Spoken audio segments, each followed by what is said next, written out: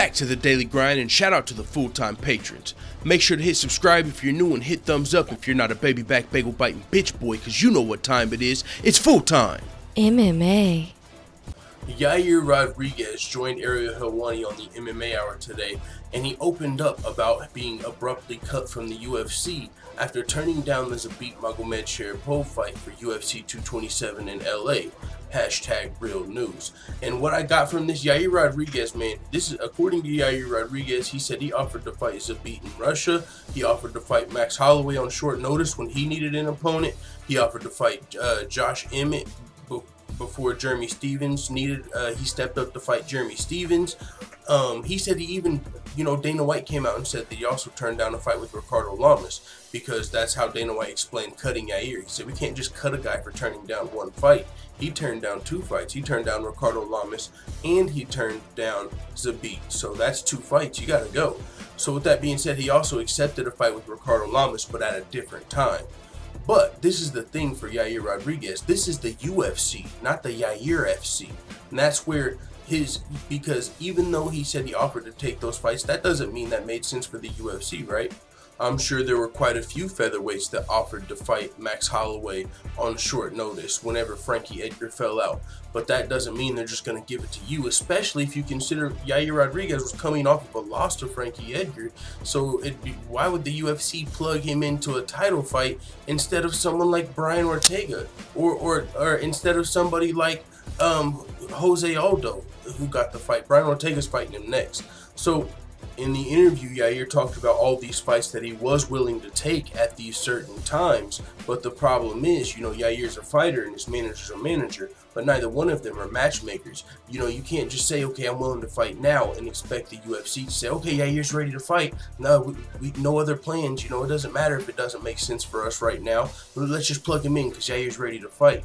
The UFC will offer you a fight and you can accept it or you can turn it down. Now, you can throw your name in the hat whenever Max Holloway needs an opponent. You can throw your name in the hat. That's cool and that's fine and dandy, but that doesn't necessarily mean anything in this situation here. And also, when he talked about wanting to fight Zabit, because look, he said he was willing to fight Ricardo Lamas at this certain time. I'll fight him. He wanted to fight him earlier on, but then when the UFC wasn't ready for it at that time. So when the UFC came back around to offer him the Ricardo Lamas fight, he wasn't ready, so he had to turn it down. So he wasn't ready when the UFC was ready. But this is the thing, the UFC are the matchmakers. The UFCs are the ones in charge of shit, making the promotion go, making the wheels turn. You're the fighter, and he seems like he's being hard to work with in these situations. Like, I'll fight him now. Now's not a good time for me. Same with the Zabit situation, right? In LA, he said he'd fight him in LA, but for more money. That's where this quote on the screen comes in. Yair said, I was like, okay, I'll fight Zabit if you give me more money in LA because I understand how big of an event it is. And they said no. I was like, okay, if you don't want to give me more money to fight him in LA, then you don't have to. Or then why don't you give me the fight in Russia? There's no need to do any negotiation for that. I want him in Russia. Why? Because he was calling me out. I'm a guy, I don't say much, I just act. I don't have to be doing all this talking on social media.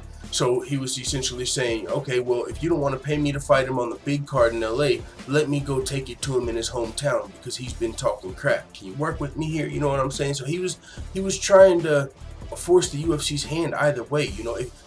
Either way, those weren't really realistic possibilities. I mean, maybe, yeah, you can get more money to fight him in Zabit, but if the UFC says no, at that point you can either accept the fight or turn down your second fight and get released. It's not a no, but I will do this. How about you guys change your plans and put me in Russia? Now, the fight Zabit versus Yair Rodriguez would have been a good fight for the UFC in Moscow card, I'm not gonna lie. But at the same time, Yair Rodriguez isn't really in a position to make those demands. You're coming off of a loss. Also, the UFC already had plans of it wasn't like this was the beginning stages of the negotiations. The UFC, Dana White had already came out and told the LA Times, we're working on Yair versus Zabit for LA. So at this point, they're probably not interested in saying, okay, how about forget everything we said about LA? Since Yair wants to go to Russia with Zabit, let's take it to Russia. So it's a game with Yair like, okay, I'll fight him here, but now I'm not ready to fight him. Okay, I'll fight him here for more money, Or if you don't want, how about I fight him here for free? And it's like, come on, man, cut the crap. We're trying to get you a fight booked. You're holding up a spot in the rankings. This is the second fight you've turned down. I mean, what are we gonna do with you? Just keep stringing you along? Or is the UFC gonna send a message and, you know what I'm saying, cut him and let all these rising stars know, yeah, Yair Rodriguez had some hype behind him. This was a bigger name for the UFC to cut, and it was somewhat unprecedented. But, I mean, maybe the UFC felt like they needed to send a message. Who knows? I mean, we've already heard, and this is my motherfucking dog, Sean O'Malley. But he's had, what, 2 fights in the UFC now? And I believe after each one, he's asked for a contract raise. He said this on the MMA Hour. Like, I feel like I feel like I'm worth it. So, you know, he's a rising star. He's got a lot of hype behind him. But don't you let this be a lesson to everybody, not just him.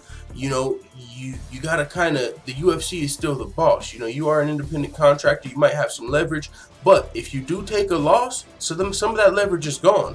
If Yair Rodriguez would have been doing this when he was 6-0 in the UFC undefeated, I guarantee you he wouldn't have got cut. But after getting, you know, figured out by the answer, Frankie Edgar, in a pretty dominant fashion, your stock went down quite a bit. So you can't make those same demands. Like, okay, but I'm still 6-1. Okay, yeah, but you're not 6-0. So the UFC sent a message. Now, I will say this. I feel like the UFC was in the right as far as the contract is concerned. You turned down 2 fights in a row. Yeah, we have the right to cut you. It wasn't nothing Yair can really do as far as like legally or anything like that. But I will say this. This is unprecedented because I'm not going to bring up Nate Diaz, who has turned down multiple fights and not got cut. We all get it. Nate Diaz is a huge star. But one name that sticks out to me, and this is the only other person I can think of, is Al Quinta, right? He's a guy that's, I'm not fighting this fight. If it doesn't make sense for me, I'll sit out and do real estate. No, I'm not fighting this fight. He hasn't ever got cut.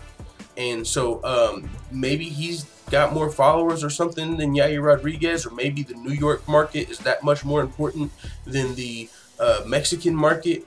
But there's more fighters from New York, right? Or I don't know. Maybe there's something else, you know, with Al Quinta. But that's someone I just thought of, like, that's probably turned down fights in the past, hasn't been very active, and, you know, he hasn't got cut. So, because I was just thinking, like, damn, who needs to be watching out? Who is the UFC sending a message to? Maybe Al Quinta, maybe some of the other rising stars, who knows? So, with all that being said, man, Yair Rodriguez came out. You can go check out his interview on the full interview on the MMA Hour with Ariel Helwani. These are just some of my thoughts on it. Pretty crazy, but yeah, Yair Rodriguez said he offered to fight Zabit in Russia for the same price, but in UFC 227 in LA, he wanted more money. And also, one other thing on that real quick, it's like, if you felt like you could beat Zabit, even if it was just gonna be a fun fight, man. I don't know who was gonna win the fight. Probably Zabit's gonna be the favorite, right? But at the same time, it was gonna be a fun fight, entertaining fight, fan favorite. Everybody wanted to see it. So if you were gonna fight him in Russia, if you felt like you could beat him, he said also, I believe in this interview, felt like it was a good style matchup for him. If you felt like you could beat him in Russia, why not just beat him in LA? You know, you're already coming off of a loss. You haven't been able to get a ranked opponent. You know the fans want to see this fight. So how about you don't be difficult? Just fight him in LA. Once you get a win back under your belt, you get some of your leverage back and you can do whatever you need to do. But and I'm saying that if you feel like you can beat him. But if you're not confident against Zabit, then maybe it's like, hey, I'll only fight him here for more money, or fight him in Russia. But you know what I'm saying? Because why would you want to go to Russia and fight him if you don't feel like you can beat him? If you don't, clearly, Yair felt like he could beat him to want to go all the way to Russia. Why would you want to travel all the way over there if you might get your ass kicked? You got to feel pretty confident to offer to fight Zabit in Russia. And if you're that confident, just take the fight in LA. You know, you ain't in too much of a position of power. Like I said, this isn't the Yair FC. So with that being said, it is what it is. Let the full-time family know what you think about all of this in the comments. I'm out. And as always, thanks for checking out this video. If you want to join the notification gang, make sure you hit subscribe and also hit the bell next to it so you're notified every time I upload a video. And if you want to help this channel reach its full potential, consider hitting the PayPal link in the description or going to patreon.com/fulltimemma and becoming a patron. I'm out. Da da da da da. It's the motherfucking DLG.